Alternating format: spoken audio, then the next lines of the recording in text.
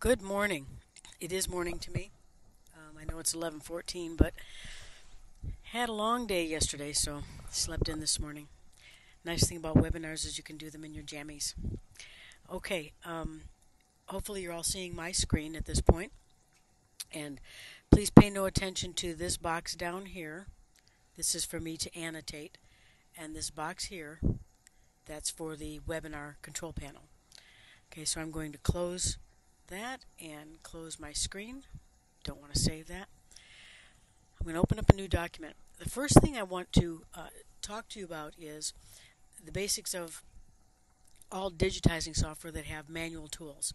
Manual tools are these here: the line tool, the area tool, and then the satin tools. Those are your basic digitizing tools.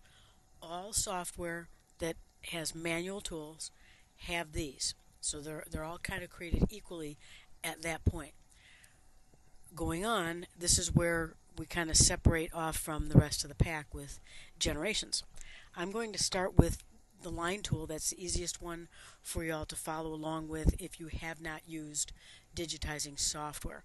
Digitizing is pretty much as easy as coloring in a coloring book or tracing along a picture under tracing paper.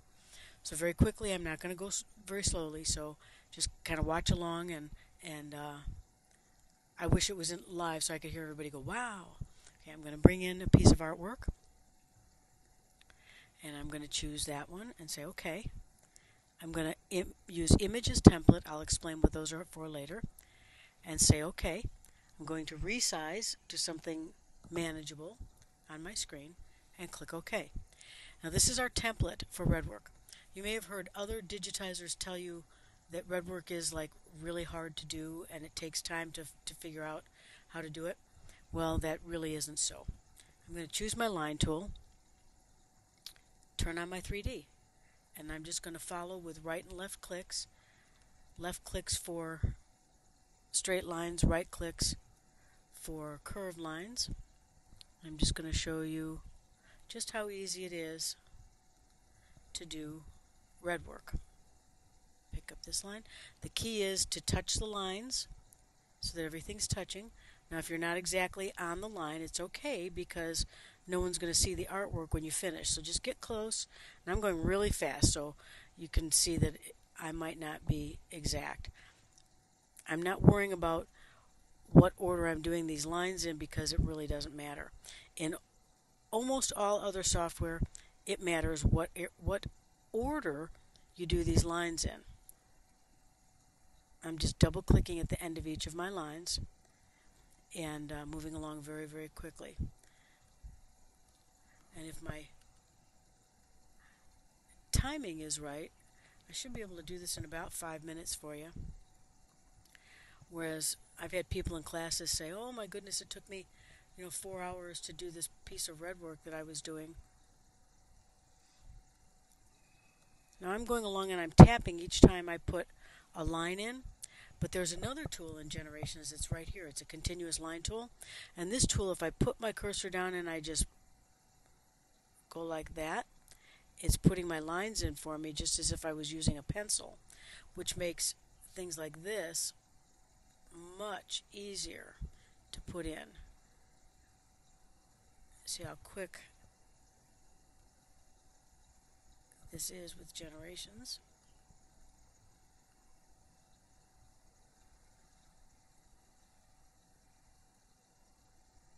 Now remember, I'm not clicking for each step of the way. You can see I'm just kind of drawing. You get really good after a while with getting your pen steady so that you can do this very easily. Now I use a pen and a tablet, so it makes it very easy. This is a little harder to do with a mouse using this particular tool, but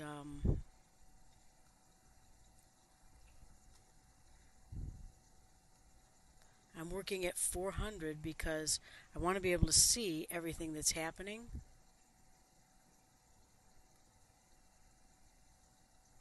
Very quickly and easily.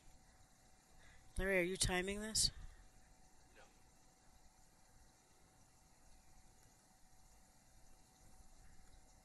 This is my favorite thing to do when I digitize is red work because it's fun. I like to time myself and see how quick and efficient I can be. One of the one of the things I love about this software is it allows me to be very quick, very efficient, and yet still have a really nice quality piece when I'm done. Um,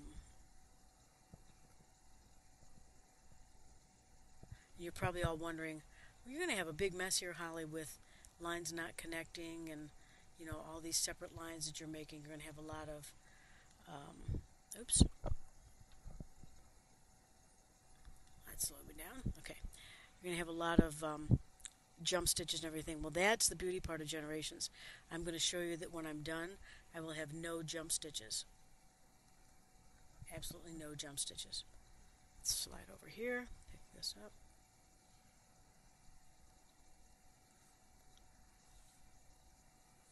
And I want you to understand that every single one of you that are watching this webinar today can do this. There is no mystery to doing red work, at least not with Generations. With other software, I would have to find the path for each of these lines so that it doesn't do extra passes, and that would take quite some time. Have you ever done that game where you try and draw a house without lifting your pen from the paper? I don't do very well at that game. I'm not a very conceptual person. So Generations for me was literally a godsend at doing red work because it eliminated my need. I'm going to go out to 1 to 1, go back up to 4 to 4 here, finish up. And then I'm going to show you the cool part. Purpose of this section is not to show you how fast I am, but to show you how fast you can be with Generations. I've taught quite a few classes in person, and every one of my people walk out of the class doing red work as well as I do it, basically, which is kind of cool. Okay, a couple more lines, and then you can always go back and fix it, like that line right there. I can always go back and fix it. Okay, so now I have, as you can see, everything done except right here on the face. I'm not going to worry about that right now. If I select the very last frame, hold my Shift key down, scroll all the way up to the top where frame says 1, and click, I have everything on my screen that I entered in selected. I'll click my View Outline icon. Now right on top of that gray line, I'm going to click right on that gray line, choose Merge. Everything disappears so we know we did it right, and Generate. Now we have one piece of red work, no jump stitches. Let's turn off our artwork. There are no jump stitches in there, and everything passes the right number of times and how it's supposed to go for underlay, and everything happens magically. But let's take it a step further. That's a single run. Let's go down here and make it a triple run. Our stitch count down here changes to 4795. And if I stitched this out for you, you would see that there are going to be no jump stitches. It'll do a single pass in some places so that you have an underlay, because you do need an underlay even with red work to stabilize your stitching. But you'll see that it finds the best path around. It's what I call intelligent pathing. And I call it that because it's way more intelligent than I am. And it'll finish this whole design with no jump stitches every time. And it will stitch beautifully. And it is a triple bean stitch. And I've had people tell me that it's the prettiest red work they've ever seen. So here it comes back on its triple pass. No jump stitches, just like magic. And this is not auto digitizing, because I put all these lines in manually. It's not auto digitizing. It's using a tool that has been created for us to make our life simpler and more efficient and faster. I put out 17 design sets a month, and there's no way I could do it without having software that was truly efficient and well done. And there you see all of that design done with no jump stitches. So that's one of my most favorite things in this software. That's Redwork, number one. Okay, we're not going to save it because I can do that in 5 minutes again, so there's no need to save it. The next thing we're going to do is create a void. I'm going to take this piece of artwork, image as template, and say OK, and that size is fine. I'm going to use just this little petal right here. I'm going to bring it up to 400 because I always work at 400. That way I always know what I'm going to get on my screen. I'm going to pick my color and my area tool this time, and I'm going to start right here. Notice I'm just tracing around with a left click there, right clicks everywhere else, this petal. So I get to here, and then hit enter. So you can see I've got that petal. Now I'm going to do the next one, where the open area is. Hit enter. No problem. Okay, we've got this guy. I'm going to go down to 1 to 1 again. I'm going to change that color. So now you can see I've got petal number 1 if I right click on it, and then I've got the insert of the petal. If you've ever used software that, or stitched out a design, that is really dense, it's because they have not removed the stitches underneath this other layer. That makes what we call breastplate armor. I'm going to show you my second feature of Generations, and that is create a void. There are other softwares that will do this, but not as well as Generations. A lot of them leave little stitches in there to kind of blend in. We don't need that with Generations because the technical design is just so good with the logarithms. I'm going to select my petal, go into my View Outline icon, choose Create a Void using existing area. It turns red. I'm going to click and generate my stitches. Now I can move that, and I've got a hole underneath that petal so that I can take this one and make it into that motif fill. Very quick, very easy. Works 100% of the time. This will always line up and stitch perfectly with no gaps unless you move it like I did. So notice I used undo. Okay, that's feature number 2 that I simply could not live without very easily with digitizing. Now I've got this centerpiece selected. I'm going to delete it. Here comes feature number 3 that, again, sometimes you change your mind and say, I want to change this a little bit. I don't like having that void in there.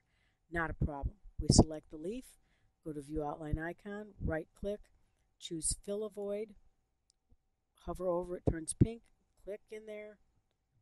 It's like it never happened. So you have a lot of flexibility with Create a Void and Fill a Void in this software. Okay, I'm going to delete that. Feature number, I'm going to jump ahead and do building blocks right now because it makes sense. Would be number 4. If I right click anywhere on the outside of my screen and click on building block bar, it opens up a panel down here. Notice all these tabs with HP. These are all of my building blocks. Now what building blocks are, I'm going to find my flowers. Building blocks, and I can open this up a little bit, are all kinds of little elements that I have created from different design sets that I've done or playing around things that I've created. These are all the little things that I've created and saved as a building block or as an element that I can now drag up onto my screen at any given time. No other software has this, and this is really a time saver. A lot of times people who create artwork create similar motifs in various artwork, and you can save things when you work on them. I'm going to go into My Blocks if I can find it. There it is. My Blocks. I created this petal for this flower a little while ago. I left click and drag, and there it is. I'm going to drag this guy back down into his home space. Now I've got this petal. Notice it's a little bigger. Not a problem. I can just resize him. Place him in there.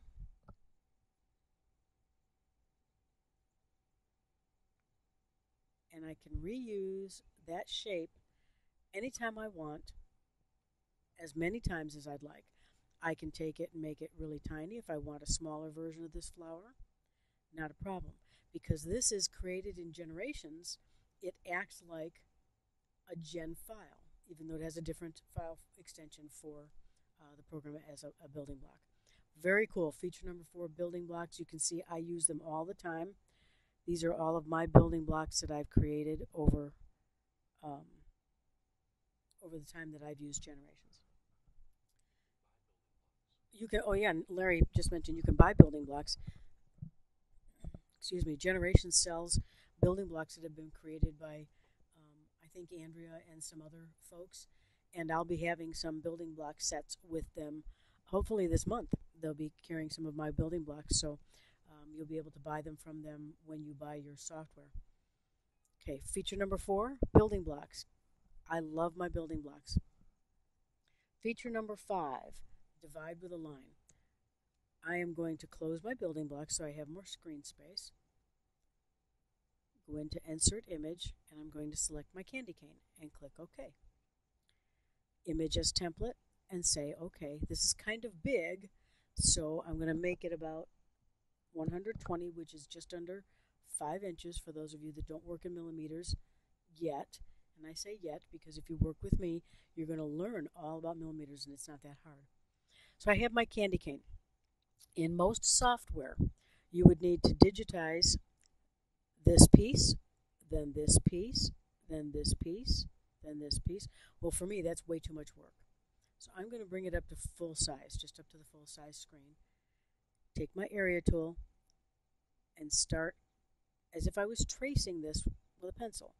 I'm using right clicks and left clicks depending on whether it's a straight or a curve. Like in here, I'm using a curve. Double click. There's my candy cane done in purple. Let's make it red. Okay. Now we have a candy cane that's a little lopsided, but that's okay. For the demo, we don't care. I'm going to put an outline around this candy cane. This is pretty standard. Most software would do this. I'm going to make it a triple run and say OK and generate my stitches. Now you can see over here I have an outline. Well, let's make all those little sections now. This is where the magic truly starts with our software. Outline, image, right click, and I'm going to choose divide with a line. Well, I can't see anything. Not a problem. They plan for that. I hit F4 on my keyboard. I click outside and across, and I'm making lines. I'm clicking, lifting my pen, and clicking. Clicking, lifting my pen, and clicking. Real quick to make these sections. Hit enter, generate my stitches, and now if you look over here, I have all kinds of pieces to my candy cane. Well, let's just select every other one by holding our control key down and selecting a bunch of things. Slide over here to white, click on white, say OK, turn on our outline view, and we have a candy cane. Some of you might say, oh, but what about all the red, white color changes? Not a problem. I'll just select these, holding my control key, drag them up on top of the white, drag the red down there, candy cane done. Turn off the artwork. Funny shaped candy cane, but it is done. That's divide with a line, a feature I personally could not live without. Now I will tell you that these pieces, as long as you don't play with them and edit them, they will stitch 100% of the time, every time. And I can tell you I've done thousands of designs, literally thousands of designs where I've used this feature and they have never, ever stitched badly. They always stitch well. As long as I don't go in and monkey with these sections, they stitch perfectly.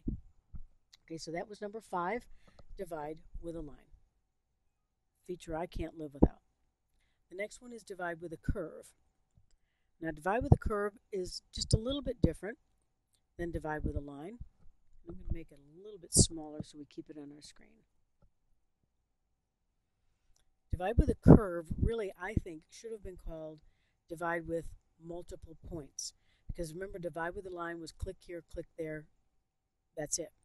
This one, I'm going to take my area tool and go very quickly around my circle. Just following that circle.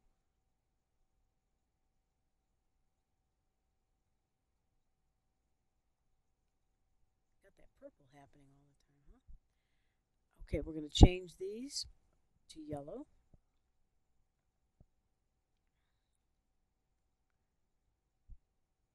Like that. Now, we want to put that little piece in there, right? That little divided piece. If I turn off my stitches, I want to be able to have this separation of color. Well, again, with most software, you'd have to digitize this, then digitize this, and have it match up. Now, if you're new and you're not really good with pull compensation and push compensation and overlapping, this could be a problem. With generations, it's not a problem. I'm going to select my area I want to divide, go into my view outline, right click, choose divide with a curve. Again, I can't see in there, but let's hit F4. Now I can see. Over here, I'm going to start outside and using right clicks, left click up there. See why it's multiple points. I think they should have named it divide with multiple points, but that's okay. It still gets the point across. Click outside, enter. I'm going to escape, and then go here, select this one, and let's make this one red. Now we have our ornament that if I want to move my ornament, I have to ungroup, but now I can select this one and move it out of the way. So maybe you want to just have an ornament topper. Maybe you want to make just something different. Who knows? Just a little ornament topper. You can do that.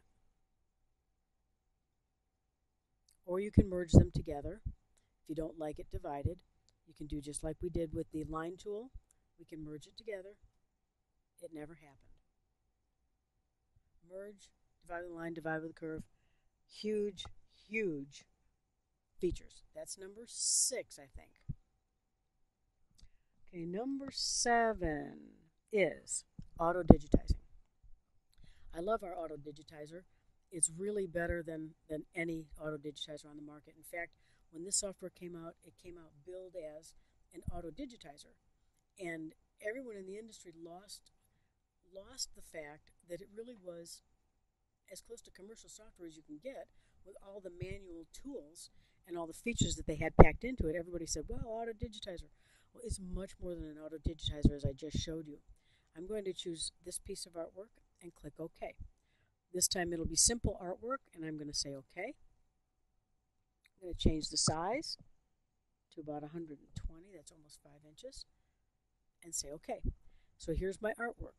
I don't want all of this to generate, so I'm going to right-click on that and that. And I'm going to Control-Delete to get rid of it so that just the design generates.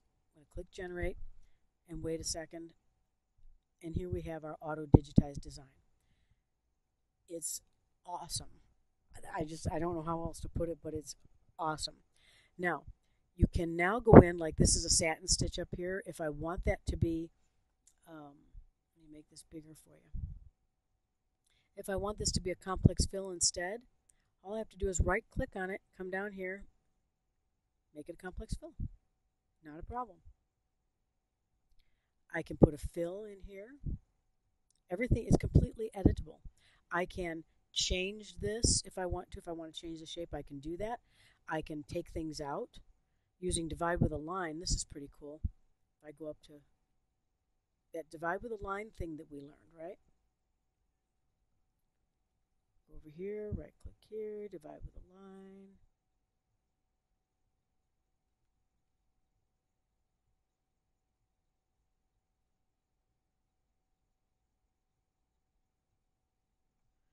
Enter, generate. Now I can go back and I can say I don't want that star anymore. I don't want this, that. Control delete them. Find my little star, Control delete. Generate my stitches, turn off my artwork, and I have the little guy with no star. Very, very powerful. And it's the tools that I just showed you, my favorite tools. Very, very powerful. Everything is editable right down to the stitch.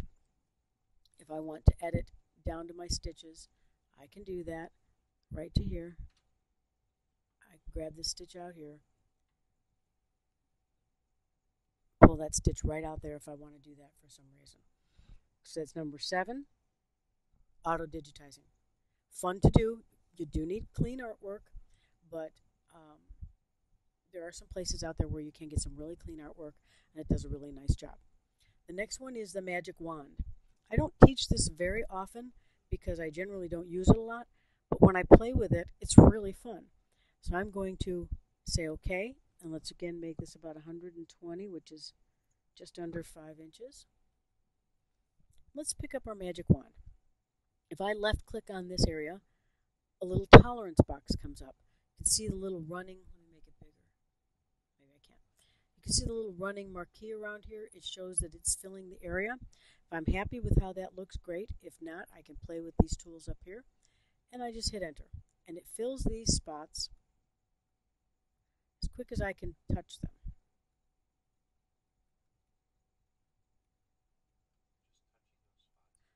I'm just left clicking and hitting enter is all I'm doing. And I go on his tail, left click and hit enter. Did I get his nose? Let's close this. Okay, let's touch the nose. Put the nose in.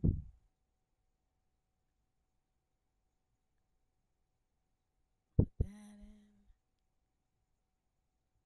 So you can see, you could do your own face on this little guy if you wanted to, which is probably what I would do. I would just fill I would fill up these voids up here by going here to fill a void and fill a void, and just right click on each of those little spots, fill them up, take my circle tool,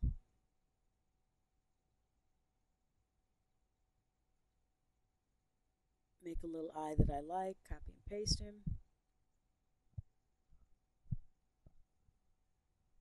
turn him black, and we've got our little mouse. But what if you didn't want the apple underneath him? Notice I didn't touch the apple and fill the stitches in because I don't really want that apple there. So let's bring this up a little bigger. Let's bring it up to about 400. And let's go to our view outline. Select this. Go to divide with a line. Remember that line, that tool I showed you a little while ago? I'm going to just divide with a line and separate the apple from his body. Now notice up here, here's the apple. Let's just control delete him, turn off our artwork, and we have the little mouse. I should have left that in there, but we have the little mouse without, let's just take that out because it looks funny. There we go. We have the little mouse with no apple underneath him. Well, that's all cute and everything, but what if we wanted to put something else underneath him? How about if we go into our building blocks and find grapes?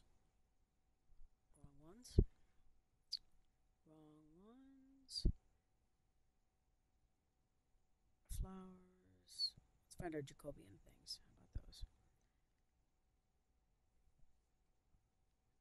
I never know where I save my building blocks. I have so many of them. Okay, here's my grapes. What if I drag my grapes up here?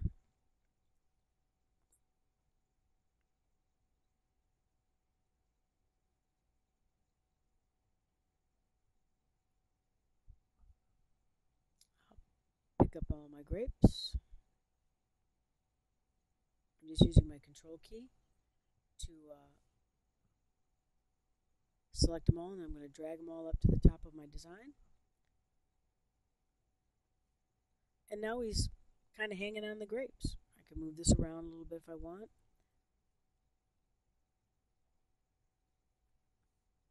And then I can go in and take out whichever grapes are underneath him. Very simply, very easily, like that one. I can get rid of him.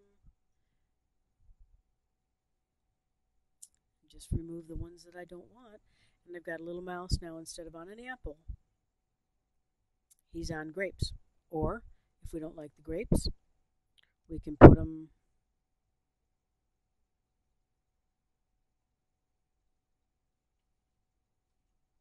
holding a flower.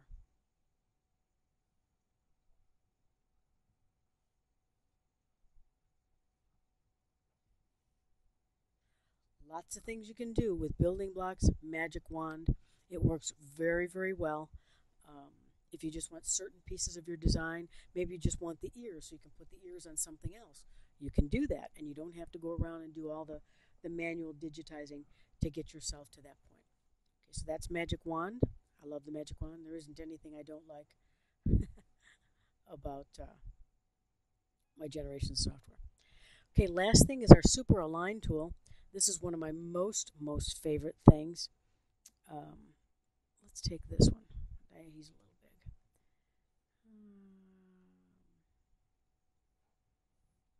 How about this one? Generator stitches. Okay, we have this little motif. How about if we take our motif and we rotate it? And I'm going to copy and paste, hold my control key over, and just line them up. Copy, paste, copy, paste, copy, paste. That's 5. That should be enough. I'll draw a box around it. These are my general alignment tools. I'm going to space it evenly. I'm going to make sure that they're all aligned on the bottom. Now this is our super align tool. And believe it or not, I just learned about the super align tool about a year and a half ago. It had been down there and I never played with it because it just never occurred to me to play with it. Make an ellipse and say, okay, I'm going to draw a circle, and it's going to plop all these right into a circle. Is that cool or what? Now I can adjust how I want that to line up. I can change the shape of it. I love this tool. I just love this tool. And then you can also literally elongate or squish it or anything you want. If you click on it again, you can skew it to make even another look for your design. Anything that you can digitize on the screen, you can super align if you make multiples of them. It's a very, very cool tool. Those are the 9 things I love about generations if I only could pick 9 things. Now, there are probably 50 things I could show you. Oh, heck, let's give them one more thing. Up here, if I drag lines down, I can drag alignment lines down.